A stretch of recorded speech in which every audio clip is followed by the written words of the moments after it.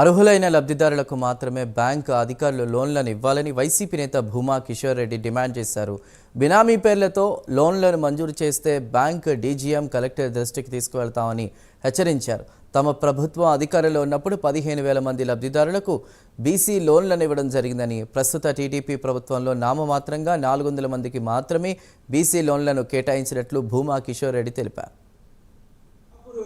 కాపు loans కింద BC loans కింద దాదాపు 15,000 మంది మహిళలు ఏ విధంగా లబ్ధి పొందారో అందరికీ తెలుసు.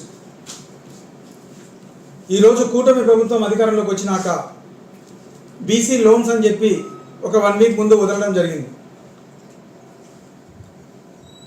కేవలం ఏదో శాంపుల్స్ కింద ఆర్లగడ్డకి 81, అదేవిధంగా దొన్నిపాడికి 52, చాగల్మరికి 56, అట్లా చాలా దారుణంగా మొత్తం కలిపి కూడా 400 మంది లబ్ధిదారులకు కూడా ఇవ్వలేని పరిస్థితిలో ఈరోజు ఈ ప్రభుత్వం ఉంది. ముఖ్యంగా మా నోటీస్కి వచ్చిన ఏంటంటే, ఈరోజు ఆ లోన్స్ అప్లై చేస్తున్నా కూడా బ్యాంకులో పోయి అప్రోచ్ అయినా కూడా సరైన రెస్పాన్స్ లేదు అని చాలామంది చెప్తున్నారు.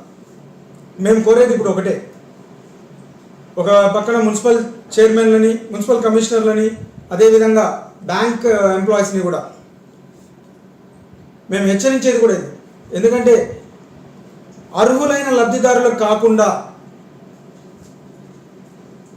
ఎవరైనా కానీ బినామీలకు ఇవ్వకుండా చూడండి. దీనిలో చేసుకోవడానికి పోతున్నా కూడా మాకు సంబంధం లేదు అంటున్నారు.